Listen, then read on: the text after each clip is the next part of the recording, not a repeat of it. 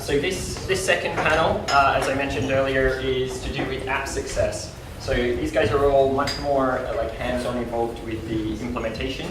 I would suggest that these guys might be the recipients of good ideas, judge that how you will, from different parts of the organization. And then they've got to kind of bring them to life. So hopefully this gives kind of the other side of the equation.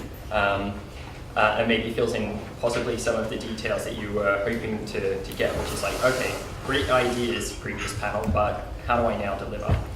So we'll start with Sally, and we'll go across to Barney. Sally, can you please introduce yourself and give a bit about your background? Hi guys, I'm Salih Hukmail. I work at Taylor Wessing. I'm the senior manager of systems. I'm actually legally educated, so went through law school, did my LPC, left, but then joined a legal tech startup for a number of years. We produced a cloud-based document review system, which was good fun, but then ended up moving into Taylor Wessing, assisting them in building out their innovation function, which is now international, and we built and licensed a number of tools that we've built into a sort of toolkit. And now we're really looking at ways in which we can grow that and use that in ways, in a client-centric way to assist our clients with their challenges. Okay. Bhavisha Patel, so I'm technical delivery manager at Evershed Sutherland. I've been there for about 15 months, and my background is IT.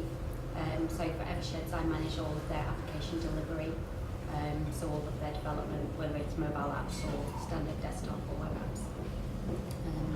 And in the mobile space, we are still quite early on. We've got quite a lot, as you saw, we have got quite a lot of apps out there already, but I think what we are lacking is the internal processes and support to manage the requests and the demand coming in. So we're still quite early in the process, but we're looking to grow that in the future. Barney and Kelly, I'm the head of communications at Freshfields, and maybe on this panel by accident, by those are the job titles. Before I did this job, I looked after the digital marketing and communications team as the first person at Freshfields to do that, so we had quite a lot of scope to devise how we wanted to go about approaching these things. And apps have been something that I've actually been very resistant to for a large proportion of my career. I've had a softening of my view of late.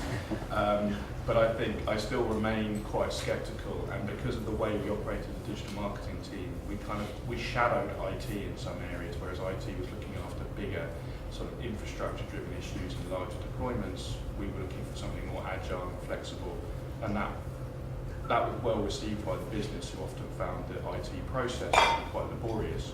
So we offered a slightly different approach, but we generally resisted too much app development because we felt we could offer alternatives that were more strategically sensible. Okay, so let's just deal with that kind of elephant in the room, shall we? But no, and I mean this in all seriousness, because like the reason why I liked I met Barney maybe a couple of years ago. Basically, he would debate with me when I meet him and say, like, are apps really that important? Like, we don't need apps. Look, we've got these other solutions. Well, I'll let you kind of pick up the story. Justify my point of view. So often in law firms, you're quite resource constrained, and what we would often see is people would come to us with an idea that the idea was an app, it wasn't the idea. And I'm hugely resistant to this belief that actually the medium is really what you're trying to achieve. And we were trying to do much more around responsive web development. We've started to look at things like progressive web apps, which are an extension of that. And most of the time, once you started to unpick an idea, the real reason they wanted a mobile app is because somebody in the team had recently bought an iPhone and then discovered that apps existed. And secondly, there was a lot of sort of vanity behind these projects, and there was a sense that we would look cool. Now we're a law firm looking cool, really within our gig. And I think once you start to think about what you want people to do, the barriers to entry that putting things into an app store actually present, when actually a simple URL to a responsive site It's like law firms around their knowledge and information. They want to password protect everything because apparently it's brilliant.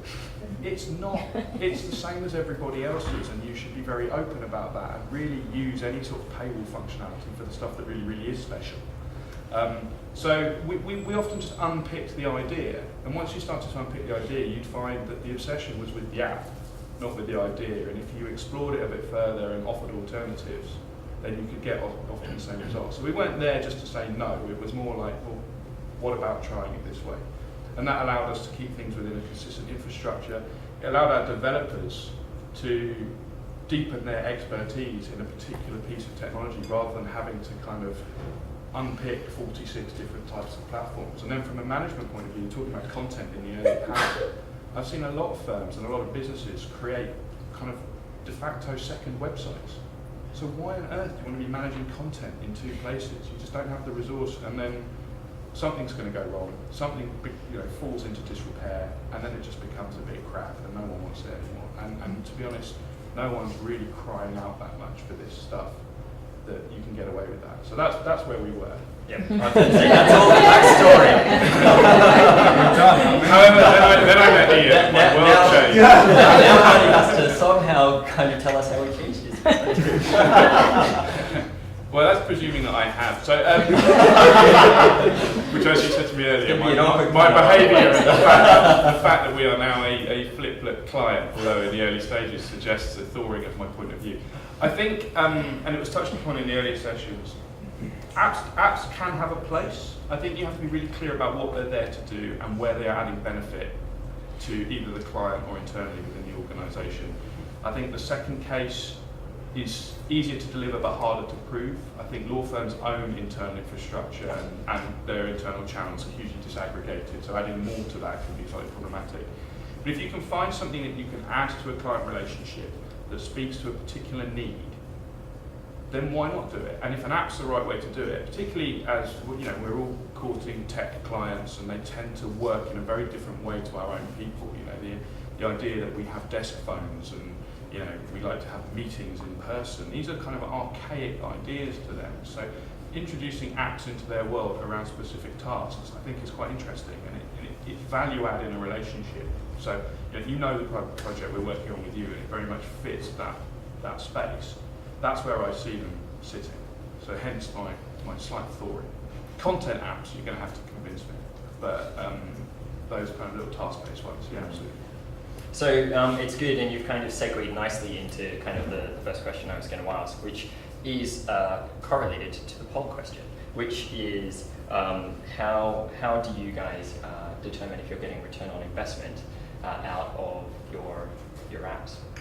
So Sally, maybe we'll start with you. Yeah, sure. I think that's a question I get asked a lot in what I do, and generally metrics are quite hard to come by in a law firm. What we're trying to do with technology, sometimes softer, especially in mobile apps. So really, it's quite a difficult thing to say. Well, we've really got value out of this application. I think you've got to probably look at the type of app you're building, and that probably gauges how you measure return on investment. I think if you're in a marketing function, or if you've got an idea that's driven out of marketing or BD or potentially business, that's perhaps supporting a campaign. Your law firm's going to market, they are talking about a particular compelling event that's on the horizon. GDPR obviously is a big one. We heard about GDPR earlier. Then it's the ROI there is about how that's supported the campaign and how that's increased your brand. And I mean, you're going to have to ask the marketeers how you measure return on investment on that sort of thing. You've got other ways of measuring return on investment. If you've got a paid-for app, I don't think I've heard of a law firm offering a paid-for app yet. Love to know if that's the case. Subscribership, if you have an app behind a paywall, or credentials, again, you can start to look at number of users, but really number of users is a bit misleading, I find, because your audiences are generally niche. You're not going to go out to market and have 10,000 people download your app and use it. It's about supporting a very niche client set.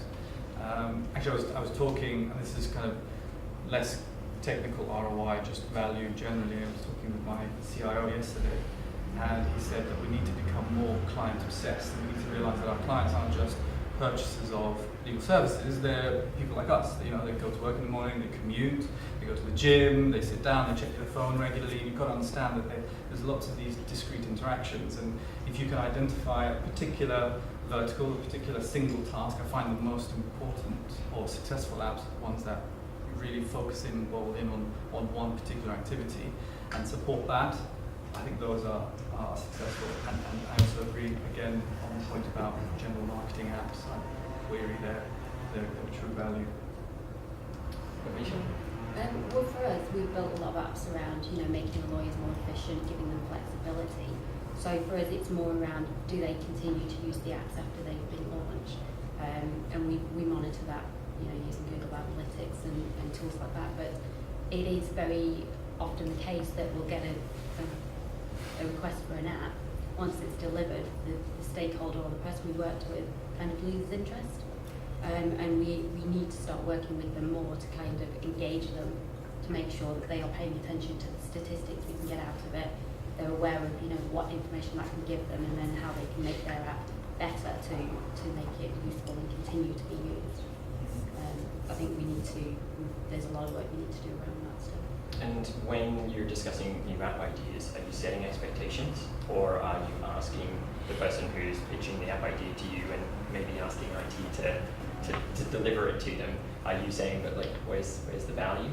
Yeah, and a lot of the time, because we haven't done anything other than, event apps and, as I said, things to allow lawyers to be more flexible in the way they work. So a lot of the time for the lawyers, it's more around, reputation and publicity. So some of the event apps we've done are for external client events, and, they've got their pat on the back, so they're happy. But I think it's about opening their eyes and actually showing them what else we can do with mobile apps. I think coming up with a set of criteria, or asking partners to really try and, going back to your point about the idea shouldn't be the app, it should be the content or the message or the utility that you're trying to provide to the client. That's the key idea. And when trying to kind of gather the requirements, for lack of a better term, always trying to steer away from solution designing. You always get people imagining the app and the buttons on the app and things like that, and you've got to pull that stuff away and say, what is it that you're actually trying to do? What's the value? Have you gauged that value in the market? Do you know whether this is going to be consumed by our clients? And then, again, going back to Barney's point, is an app the correct channel?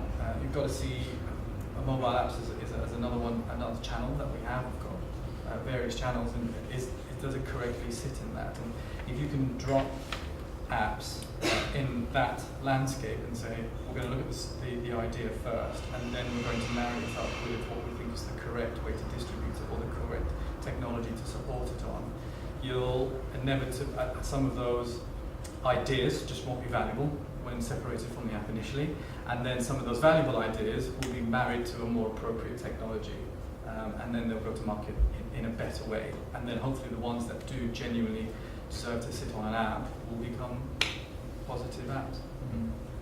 What are your thoughts, Barney? I was just sort of thinking about Sally's comment about everybody's a designer. And the world is full of UX professionals. Yes. You actually need them.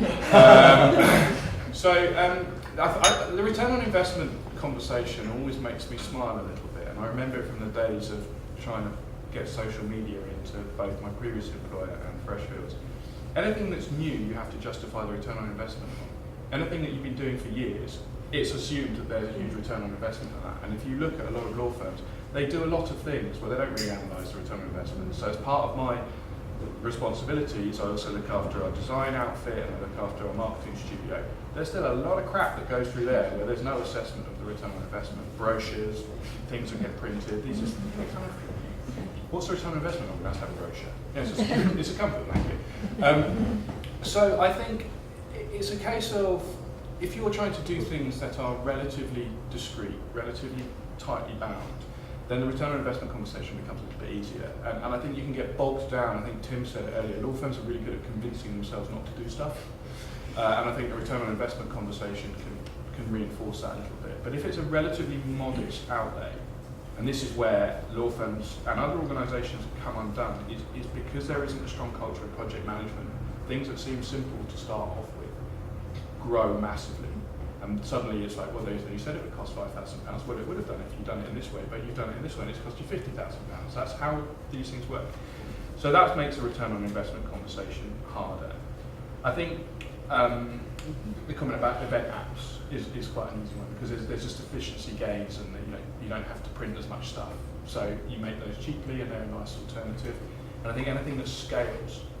So one of the things that appeals to me about some mobile apps is you can create it once and then just duplicate that across multiple relationships and multiple different sort of interactions with different clients. So an obvious one would be like your team directory, which actually we spend a lot of time kind of horse trading who's on what team, printing something, and then someone leaves and whoa, we go around it again. If you can do that digitally, and if you can start linking that up with other resources where you've got things like your lawyer profiles, that makes sense. So there doesn't need to be such a big conversation about it.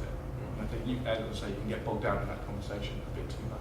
Yeah, and I think you touched on a nice point that brings me to the next question. You said, kind of changing scope halfway through can lead to inefficiencies that can blow up the total cost, which means your initial return on investment equation goes out the window.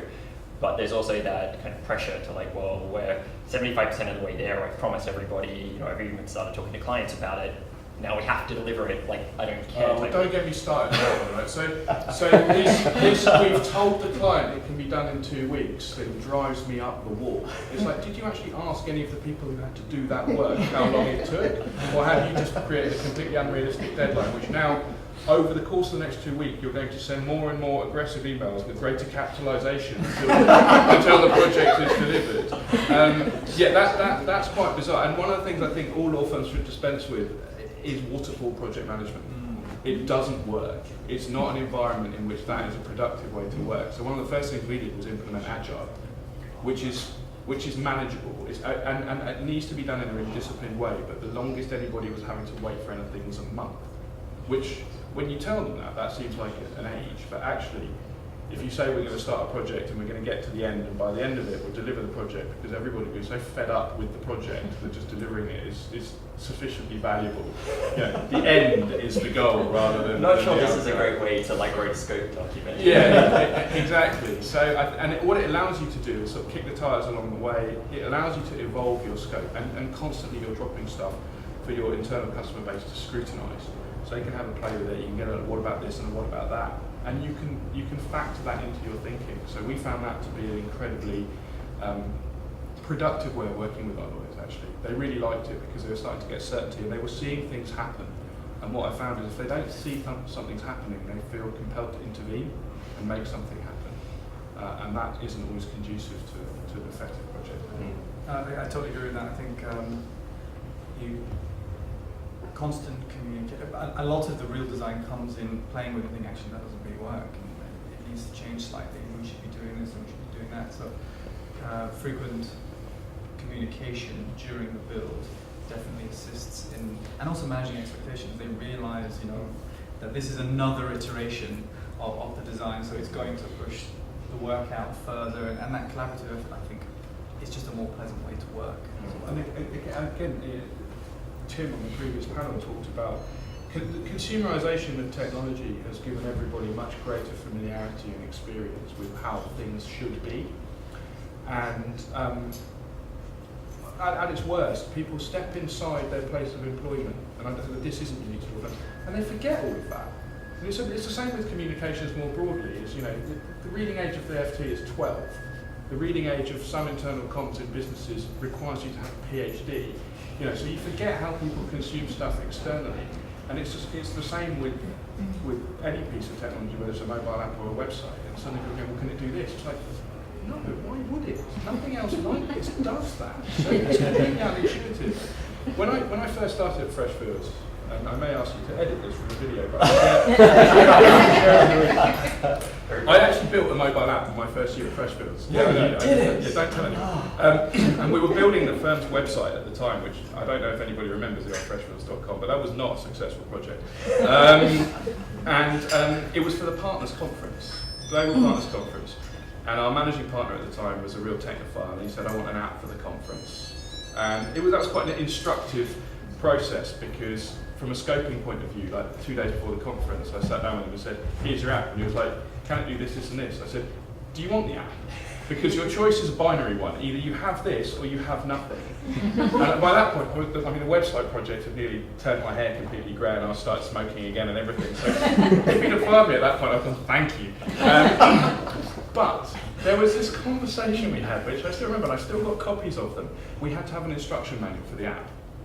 We have an instruction manual for an event app that's bigger than the instruction manual for the device the event app was sat on.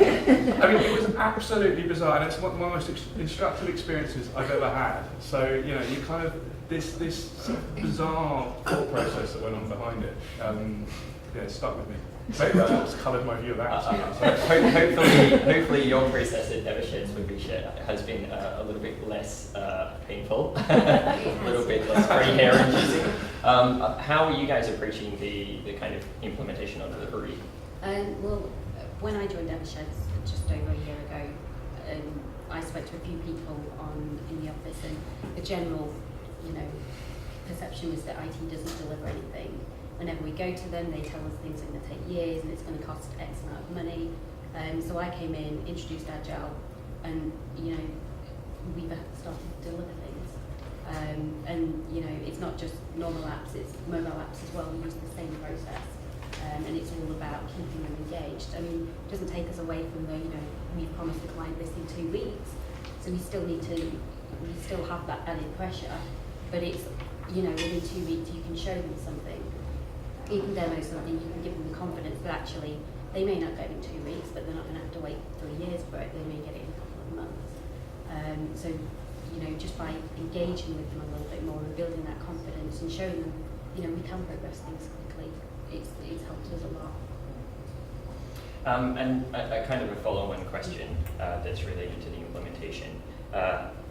How are you guys managing security? We obviously heard from the previous panel, but at a higher level. And I know that also GDPR is, I think, on the tips of everybody's tongue. I'm guessing you guys, inside law firms, get it a lot more than we get it. How are you approaching that? Because we've not really launched apps publicly within Eversheds, it's quite on the down low at the moment. But now we started to roll out our MDM, and once that's in place, that's a big piece of puzzle for security. And we're hoping that once that's actually out there in the main public domain, then we can start rolling out more widely within the law firms. I think initially it will be internal apps. Like I said, we've got a big focus on lawyer mobility, so it's all about giving the lawyer the flexibility to work wherever they are on whatever device they have. So I think that's going to be the core focus, but behind that, quite quickly they're going to start thinking about what we can then give to the client, what we make publicly available to the client. So the MDM, without that, we couldn't do any of this stuff. And just for those of you in the room who are wondering what's an MDM, I think we could safely say that it's a kind of a company app store or a private app store that is just for people inside the organization. Sally, you've recently gone through a bit of an MDM deployment process yourself. Do you think that kind of plugged a lot of the security issues that you were considering, and are there any others that you've had to deal with? Yeah, it has. So I think MDM it allows us to distribute apps and manage the security of apps on devices that we manage. So that means the scope of MDM is our lawyers, our employees. So we're really talking at the moment about internal apps. And when you're talking about internal apps, you're talking about lawyer mobility, you're potentially talking about enabling lawyers to access very sensitive information on their mobile devices or on an application disparately. And that obviously scares quite a lot of people. But with MDM, and this was a learning curve for me at the time when we did this, the device becomes trusted. I'm sure you're very familiar with this. And it becomes trusted because you enforce quite a lot of security policies onto the device. And I think for that reason, you don't have to build in so much security into the app itself. That's friction, that's resistance, and we know how resistant our partners can be to adopting new solutions. So, it's that inherent kind of conflict between usability and a really nice experience versus something very secure and it's very difficult to access and use. So I think MDM does play a really important part in that. If you've got an MDM solution, it does make the creation of internal apps much easier, and we've found that, and I would definitely kind of advise that be the route for people. Arnie, did you have anything to add on your We have thoughts or a fresh similar thoughts? solution in place for internal apps, and I think a lot of that was driven through a period of sort of flirtation we had with BYOD, and I think putting more sensible devices into the hands of our staff has been helpful. What do you mean by that? Well, there used to be this we were very BlackBerry obsessed for a long time when before they got sensible and started using an Android operating system. So there was always this constant, does it work on a BlackBerry? Does it work on a BlackBerry? So nothing works on a BlackBerry. No way. And that led to people wanting to bring their own devices, and that led to this sort of emergent BYOD strategy. We had to have some way of deploying, we had to have some way of encrypting. So we have all of that in place. I think more broadly, law firms are quite rightly very tight on their information security. I spent 11 years in the defence industry before I went to Freshfields, and technologically they were much more progressive. I mean, to the extent that there were people who I couldn't even know worked for the company in certain countries, and everything split along national security lines. And the infrastructure there was very much driven by who you were and the information that you dealt with. And what you tend to realise is people who work in jobs like mine can operate in a fairly unrestrained fashion.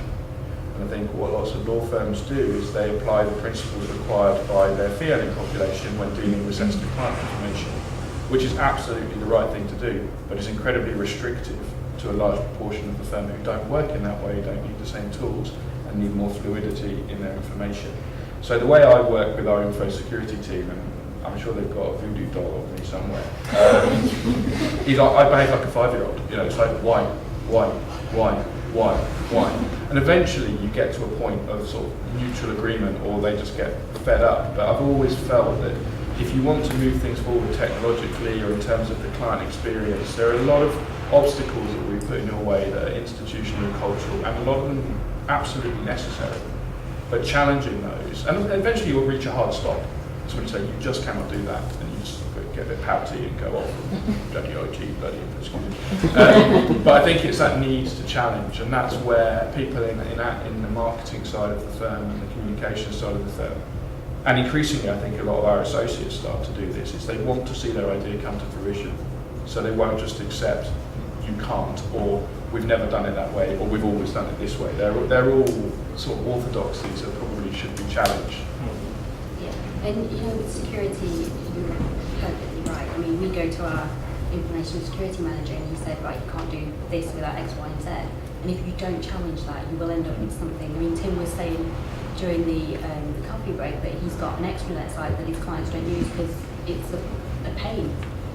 It's so locked down. So you need to challenge, and you need to come to a flexible approach that it keeps the security and risk happy, but at the same time doesn't fundamentally impact your user base or your client. There was when I was at BAE had a separate board in the US for information and national security interests, and one of the guys on was a guy called Michael Chertoff, who was a very hawkish Republican, who was he was the first director of Homeland Security in the US. And his view of information security was it doesn't exist. He said you should behave and operate as an organisation as if you've been hacked, because chances are you probably have. And I always thought that was quite an interesting point of view. And then similarly, there was always this perspective from Cisco, which is, what do you want to do? How do you do that securely? And I think that just turns the conversation on its head, which still some organisations are, right, we've made everything secure, what can you now do? And you realise that your margin for operation has been cut down into something quite narrow. And we're really lucky at Freshfields, and I'll say this directly to Cameron, we've got a really good information security team.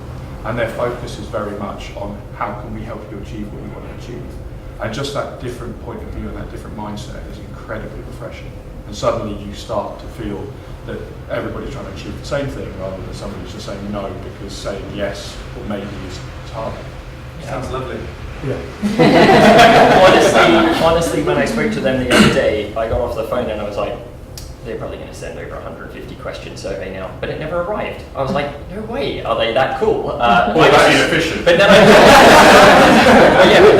I heard your story, and they probably just were like, Barney asked for it, don't like do it.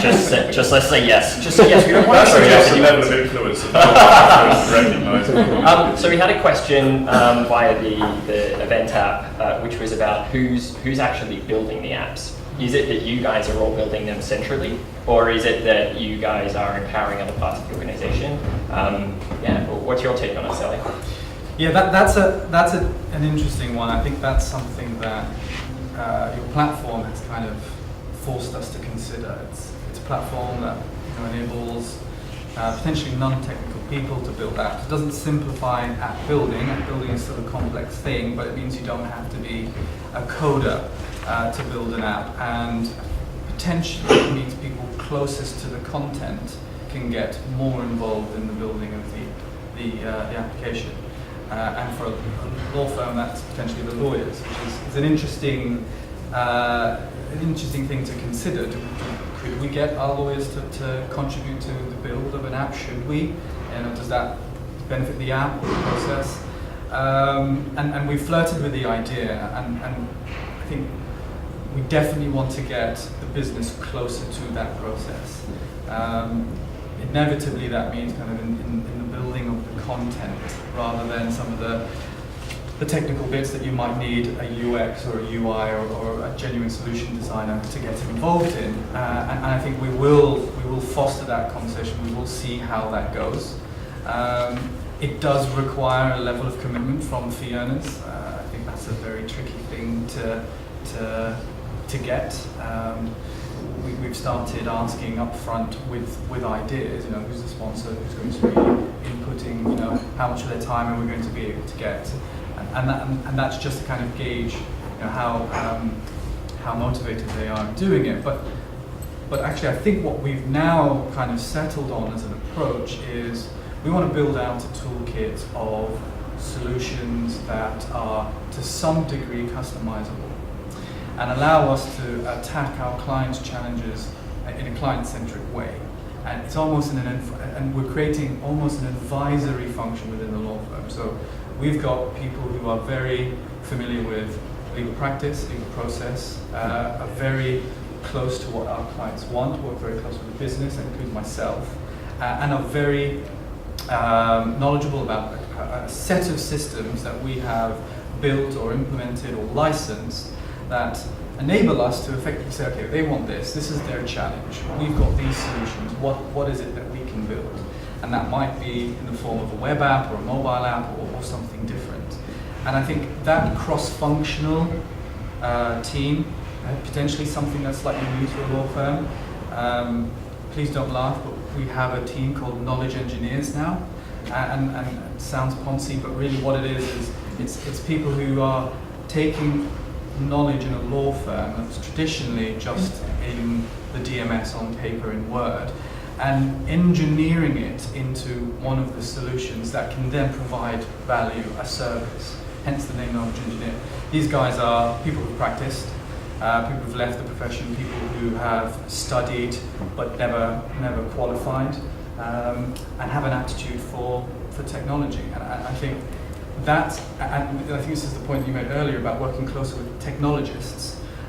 We're going to have to develop that class of resource in a law firm, and they will become increasingly important. And I think those are the people who will straddle business development, will be commercial, will understand what the legal process is, close to the clients, understand the technology, and that's the type of person that I think is probably best suited to building apps.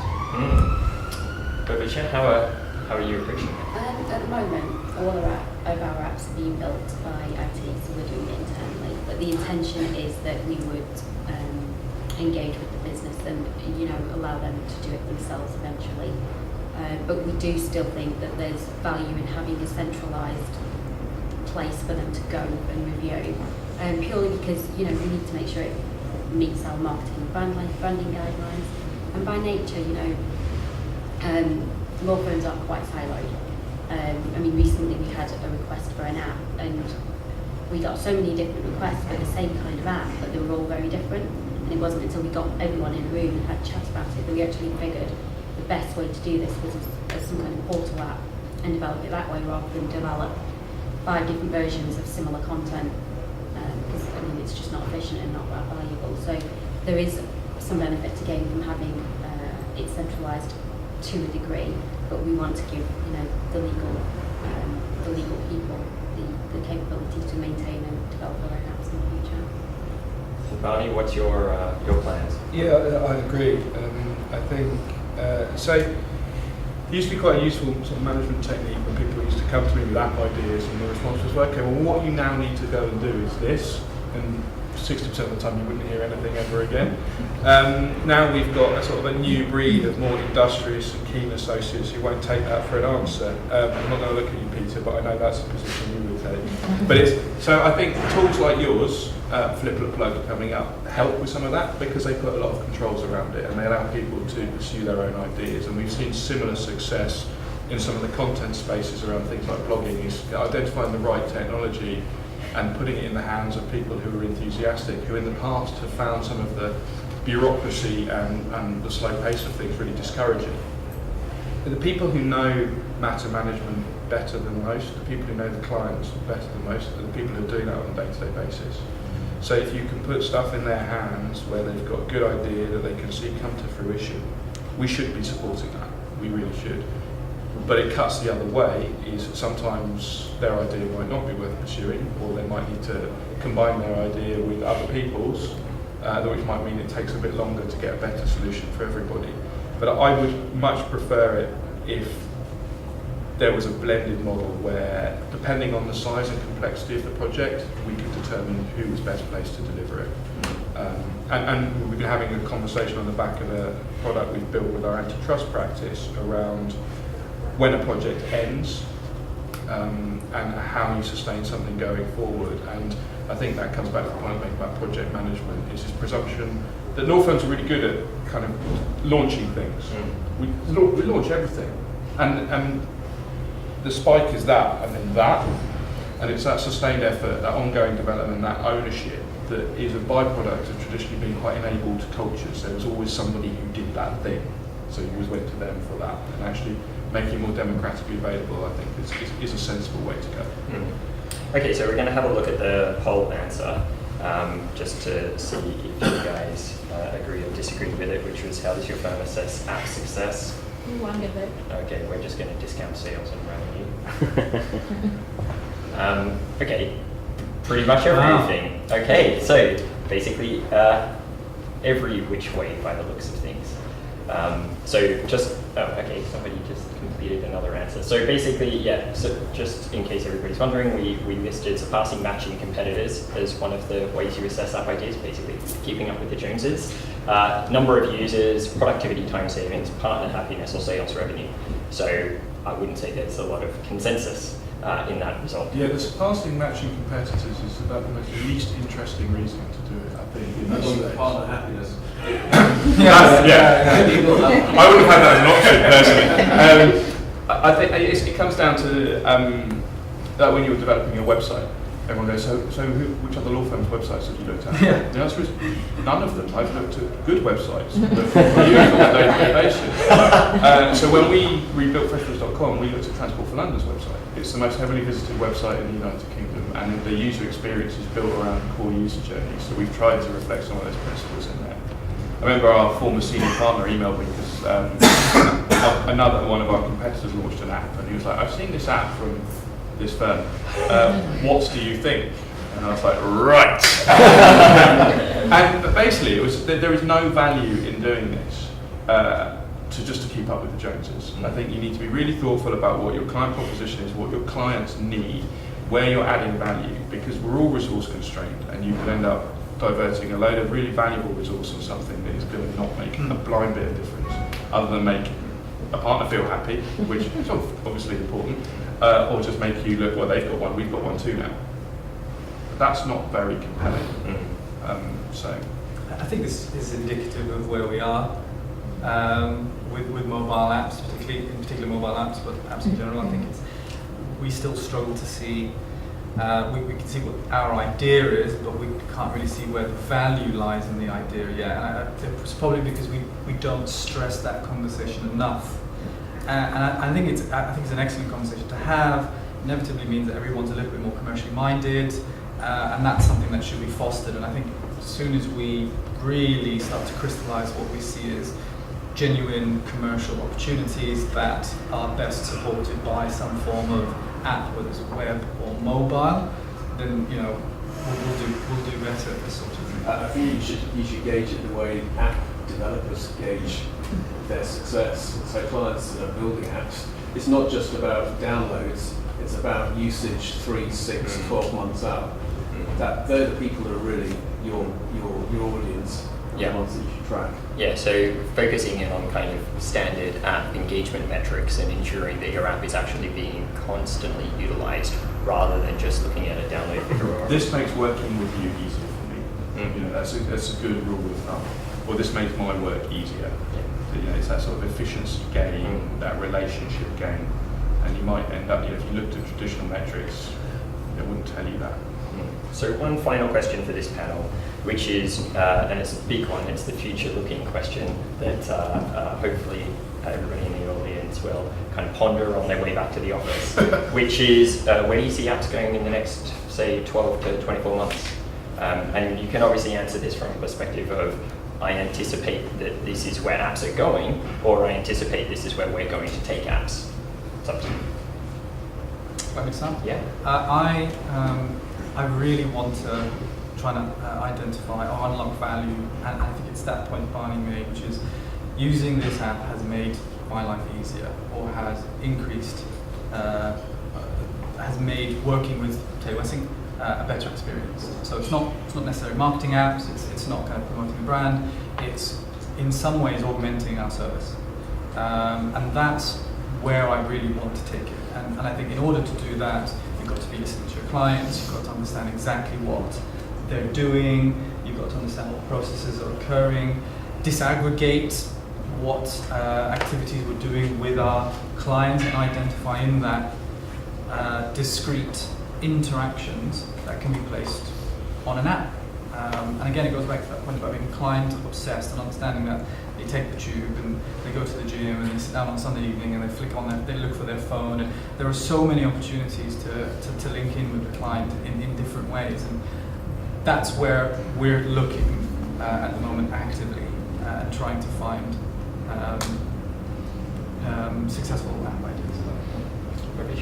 Yeah, we're going in the same direction. I mean, yes, there's lots we need to do internally first, but I think eventually the focus is going to be on the client.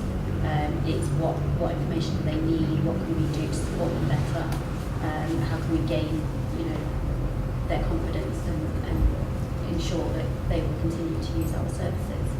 I mean, internally it's been coined as the red wine reports by the IT director, because he sees people going home, sitting on the sofa in front of the TV with their tablet or their phone and wanting to see the information that we can provide them. So that's where we'll be going. So giving information to people where they want it, rather than maybe mandating how they engage with the information. Barney? Yeah, I agree with that. It's what we're trying to do is have a suite of possibilities that you can have a conversation with somebody, which is not only what do you want, but how do you want it, and that can help you, appeal to them in a number of different ways. I think technologically, I would never encourage anybody to turn their attention away from browser-based stuff. I think progressive web apps are really interesting. I think the work that people like Google and others continue to do to their browsers means that the experience that you can have there will become more and more akin to a native app. And I think that's quite interesting. But again, there's no right answer. The right answer is the one that your client tends to give you. I mean, I wouldn't necessarily say the customer is always right. But if you're trying to appeal to them from a relationship point of view, and there's a marginal gain you can make over another firm where you can just do something in a way that they're like, yeah, that's just a nicer experience for me. That's where you start to get some edge. Excellent. Well, thank you very much, panel. I'm sure you agree they did a fantastic job.